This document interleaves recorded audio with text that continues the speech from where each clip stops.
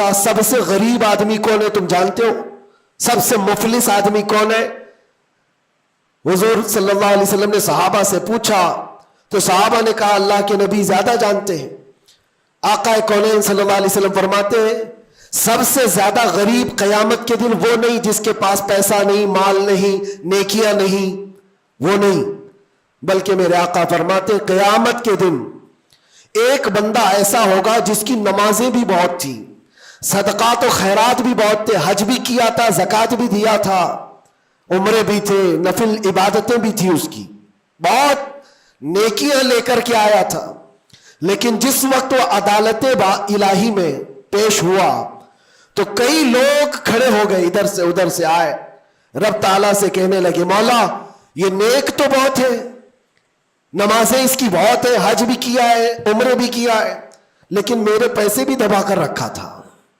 کوئی کہتا ہے کہ مولا میرا حق اس کے اوپر بنتا ہے، اس نے مجھے گالی دی تھی، کوئی کہتا ہے کہ مولا میرا بھی حق بنتا ہے، اس نے مجھے مارا تھا، کوئی کہتا ہے مولا میرا بھی حق بنتا ہے، اس نے میرے پیٹھ پیچھے مجھ سے چغلی کی تھی اور لڑانے کی کوشش کی تھی، میرا حق بنتا ہے اس پر۔ تو یہ سارے حق طلب کرنے والے بندے کھڑے ہو جائیں گے اس کے خلاف جو نیکوکار تھا۔ اللہ تعالیٰ فرماتا ہے تم لوگوں کو اس سے کیا چاہیے؟ سارے بندے کہتے ہیں مولا ہم تو گنہگار ہیں، نیکیوں کی کمی ہے، اس کے پاس نیکیاں زیادہ ہے، اس کی نیکیاں ہمیں دلا دے۔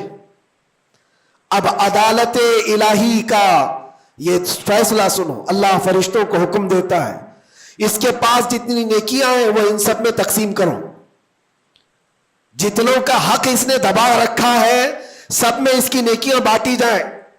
جب فرشتے اس کی نیکیاں نکال نکال کر تقسیم کر رہے تھے، نیکیاں اس کی پوری ختم ہو گئی، حقداروں کا بھی حق پورا ہوا نہیں، کچھ اور بھی باقی رہ گئے تھے۔ وہ کہنے لگے مولا ہمارا بھی حق ہے اس کے اوپر، ہمارا بھی اس نے مال رکھا ہے۔ اللہ تعالیٰ فرماتا ہے اب اس کے پاس تو نیکیاں پوری ختم ہو گئی، تم چاہتے کیا ہو؟ وہ گنہگار تھے، وہ کہتے مولا ہم یہ چاہتے ہیں کہ ہمارے گناہ اٹھا کر کے اس پر ڈال دیں، ہمارا بوجھ تو کم ہو جائے۔ حکم ہوگا رب تعالیٰ کا کہ اس کے اوپر ان کا حق بنتا ہے، لہذا ان کے گناہ اٹھا اٹھا کر کے اس کے اوپر ڈالو۔